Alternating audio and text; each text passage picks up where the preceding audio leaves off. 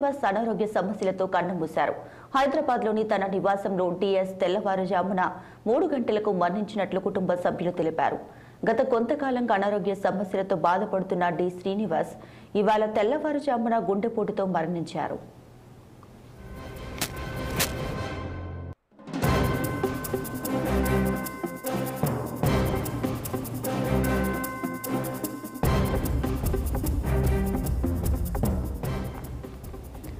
D Srinivas ఉమ్మడి ఆంధ్రప్రదేశ్ రాష్ట్రంలో మంత్రిగా, పీసీసీ చీఫ్గా, మొన్నటి వరకు బీఆర్ఎస్ పార్టీలో రాజ్యసభ ఎంపీగా పనిచేశారు.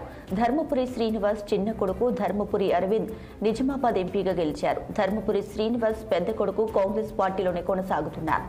డి శ్రీనివాస్ మృతి పట్ల పలువురు రాజకీయ నాయకులు సంతాపాన్ని వ్యక్తం చేస్తున్నారు.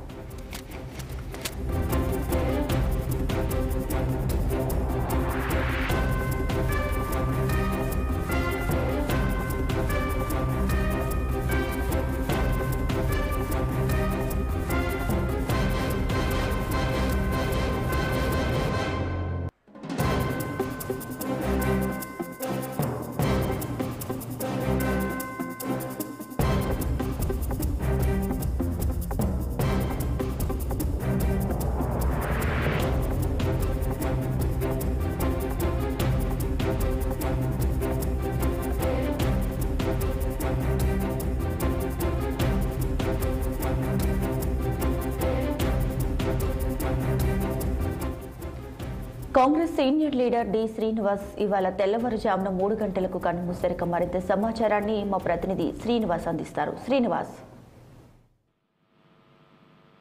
సీనియర్ నేత అదేవిధంగా మాజీ మంత్రి ధర్మపురి శ్రీనివాస్ ఈరోజు తెల్లవారుజామున 3 గంటలకు కన్నుమూశారు. అయితే గుండెపోటుతో కూడా గత 10 రోజుల క్రితం హాస్పిటల్లో చేరిన డి శ్రీనివాస్ ఈరోజు తెల్లవారుజామున కన్నుమూశారని చెప్పేసి కుమారుడు ధర్మపురి అరవింద్ వెల్లడించారు. అయితే డి శ్రీనివాస్ ఉమ్మడి ఆంధ్రప్రదేశ్ లో పిసిసి అధ్యక్షుడిగా కూడా పనిచేశారు. అదేవిధంగా మంత్రిగా కూడా పనిచేసిన పరిస్థితి. సో ఈ నేపథ్యంలో కూడా డి శ్రీనివాస్ మృతి పట్ల ఇటు పార్టీ వర్గాల్లో కూడా తీవ్రంగా విషాదాలు అందుకున్నాయని చెప్పచ్చు. కుటుంబంలో కూడా తీవ్ర విషాదాలు అందుకున్నాయని చెప్పొచ్చు. అయితే డి శ్రీనివాస్ కుమారుడు ధర్మపురి అరవింద్ కూడా నిజామాబాద్ ఎంపీగా కూడా కొనసాగుతున్నారు. అయితే డి శ్రీనివాస్ కూడా గతంలో కూడా కాంగ్రెస్ పార్టీలో వైఎస్ రాజశేఖర రెడ్డి ముఖ్యమంత్రిగా ఉన్న హయాంలో కూడా క్రియాశీలకంగా పార్టీ వ్యవహారాల్లో ఉన్న పరిస్థితి. అయితే అప్పుడు పిసిసి అధ్యక్షుడిగా కూడా ఏదైతే రాజశేఖర రెడ్డికి సమానంగా కూడా కాంగ్రెస్ పార్టీలో ప్రాధాన్యత ఇచ్చింది అధిష్టానం. ఈ నేపథ్యంలో కూడా డి శ్రీనివాస్ కూడా మంచి అంటే రాజకీయ వక్త కూడా పేరున్న పరిస్థితి.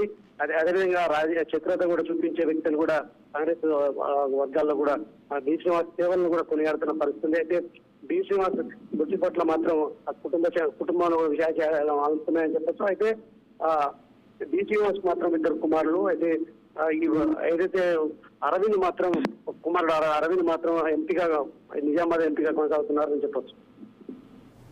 Right, thanks for the update Srinivas.